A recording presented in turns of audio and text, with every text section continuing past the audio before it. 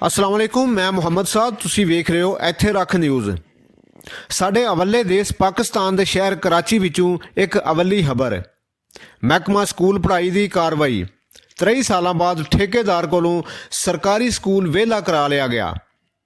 Director secondary school ਪੜ੍ਹਾਈ ਫਰਨਾਜ਼ ਰਿਆਜ਼ ਨੇ ਇਸ ਬਾਬਤ ਰਿਪੋਰਟ ਬਣਾ ਕੇ ਸਰਕਾਰ ਨੂੰ ਟੋਰੀ ਹੈ, ਜਿਹਦੇ ਮੁਤਾਬਕ ਸਕੂਲ ਦੀ ਇਮਾਰਤ ਜਮਾਤ ਦੇ ਕਮਰੇ ਖੋਲ੍ਹ ਕੇ पढ़ाई शुरू करवा दी गई है। कराची के इलाके federal B area block number 10 विच बनने वाले गौरमेंट बॉयज़ सैकंडरी स्कूल की एक वड्डी इमारत नूं कई वरियां तो ठेकेदार वरत रहा सी। ये थां सन 2000 विच मुरम्मत लई ठेकेदार के हवाले की गई सी। उस तो बाद ठेकेदार ने 20 कमरे की इमारत नूं महकमे के हवाले करन दी बजाय उस इमारत विच वक्खो वक्ख वपार खोले हुए सन, जबकि इमारत के कुछ हिस्से नूं रहण वास्ते किराए उत्ते भी चाढ़िया होया सी।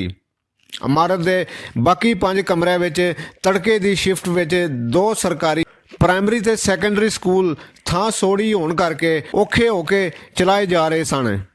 एक्सप्रैस न्यूज़ ने यह खबर 8 जनवरी ਨੂੰ छापी सी, जिस तो बाद कार्रवाई की गई।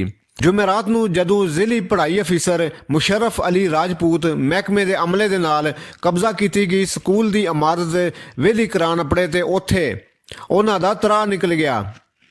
ਉਹਨਾਂ ਦਾ ਤਰਾ ਉਦੋਂ ਨਿਕਲਿਆ ਕਿ ਠੇਕੇਦਾਰ ਵੱਲੋਂ ਸਕੂਲ ਵਿੱਚ ਵੱਖੋ ਵੱਖ ਵਪਾਰ ਕੀਤੇ ਜਾ ਰਹੇ ਸਨ, ਜਿਨ੍ਹਾਂ ਵਿੱਚ ਲੱਕੜੀ ਦਾ ਕਾਰਖਾਨਾ, ਜੁੱਤੀਆਂ ਚੱਪਲਾਂ ਦੇ ਗੋਦਾਮ ਤੋਂ ਵੱਖ ਕੁਝ ਲੋਕਾਂ ਉੱਥੇ ਰਿਹਾਇਸ਼ ਵੀ ਬਣਾਈ ਹੋਈ ਸੀ। ਖੇਡਣ ਲਈ ਬਣੇ ਹੋਏ ਸਕੂਲ ਦੇ ਮੈਦਾਨ ਵਿੱਚ ਲੋਡਰ ਗੱਡੀਆਂ ਖਲੋਤੀਆਂ ਹੋਈਆਂ ਸਨ। ਦੂਜੇ ਪਾਸੇ ਸਕੂਲ ਪ੍ਰਸ਼ਾਸਨ ਇੱਕ ਕਮਰੇ ਵਿੱਚ 2-2 ਜਮਾਤਾਂ ਲਾਉਣ ਉੱਤੇ ਮਜਬੂਰ ਨਜ਼ਰ ਆਏ। ਪ੍ਰਾਇਮਰੀ ਦੀ ਇੱਕ ਜਮਾਤ ਸਟੋਰ ਰੂਮ ਵਿੱਚ ਲੱਗੀ ਹੋਈ ਸੀ। 5ਵੀਂ ਤੇ ਕੱਚੀ ਜਮਾਤ ਇੱਕੋ ਥਾਂ ਉੱਤੇ ਲੱਗਦੀ ਤੇ ਕਾਲਾ ਤਖਤਾ ਇੱਕ ਵੇਲੇ ਦੋਵੇਂ ਜਮਾਤਾਂ ਵਰਤਦੀਆਂ ਸਨ। इस हवाले नाल रिपोर्ट में दसिया गया है कब्जा की गई स्कूल की इमारत में मुजरमाना काम भी होंदे सन। रिपोर्ट मुताबक कब्जा छड़ा के इमारत नूं खाली करवाने तो बाद मेज़ कुर्सियां अपड़ा के ते पढ़ाई शुरू करवा दी गई है।